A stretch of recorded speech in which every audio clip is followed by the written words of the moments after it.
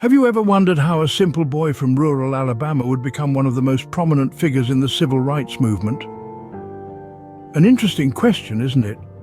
This tale begins in a static rural society seemingly impervious to change, where a young John Lewis spent his formative years.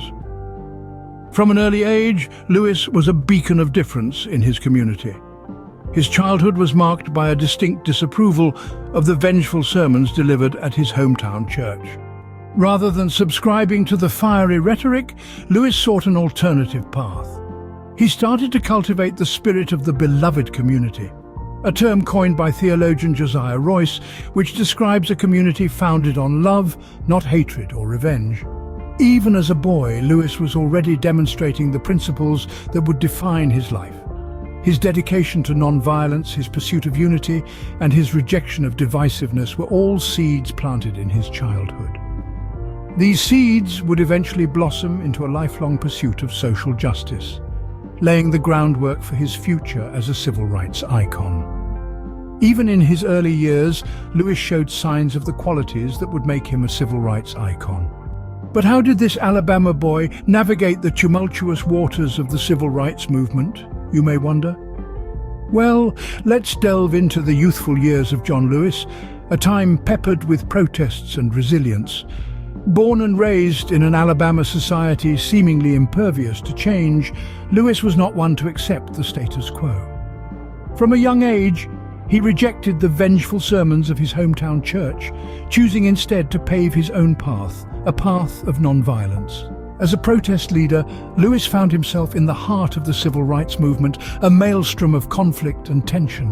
Yet, even in the face of assault and bigotry, he held steadfast to his core principle: non-violence. He was a beacon of calm in the storm, a symbol of resistance that refused to be extinguished. But Lewis's commitment to non-violence was not just a tactic for protest. It was part of a larger vision.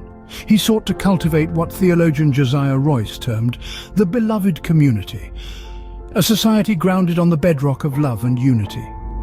Lewis envisioned a world where love and understanding overcame hate and division, where people were united not by colour or creed, but by their shared humanity.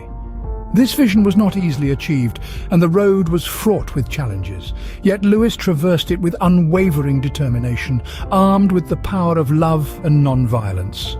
In the face of violence and bigotry, Lewis held fast to his principles of love and non-violence. His story serves as a powerful reminder that change is possible when one dares to dream and brave enough to act on those dreams. John Lewis's journey didn't stop at protest marches, but how did he transition from civil rights activist to Congress? Lewis's transition from the front lines of civil rights protests to the halls of the United States Congress was far from conventional. It was a journey marked by his unique spirit and tenacity, reflecting his relentless pursuit of what the theologian Josiah Royce coined as the beloved community. This concept, deeply ingrained in Lewis's ethos, was a community built on love, transcending differences and fostering unity. Lewis entered the political arena with the same commitment to non-violence and equality that he demonstrated as a protest leader. His approach was a stark contrast to the prevalent culture in Congress, often characterized by self-promotion and petty rivalries. Instead of getting embroiled in these distractions, Lewis focused on what mattered most, advocating for justice and equality. His humility and dedication made him a rare breed in politics. Despite his many achievements, Lewis remained modest. Even when a documentary was made about his life, he found the praise and attention a bit embarrassing. It was never about the accolades for him. It was always about the cause, the struggle, the beloved community. John Lewis wasn't just a member of Congress. He was a beacon of hope, a testament to the power of non-violence and an embodiment of the beloved community. From his early days in a static rural society to his years in Congress, Lewis's almost surreal trajectory serves as an inspiration for us all. John Lewis stood out in Congress not for self-promotion, but for his unwavering commitment to his principles. John Lewis left an indelible mark on American history. But how did he view his own legacy? This man who walked the path of nonviolence, who stood up against bigotry, who rose to prominence in the halls of Congress, was always modest. He was a steadfast believer in the beloved community, a concept coined by theologian Josiah Royce, which speaks to a society rooted in love. It's interesting to note Lewis's humility, even when faced with his own accomplishments. When he watched a documentary about his life, he felt embarrassed by its hagiographical portrayal.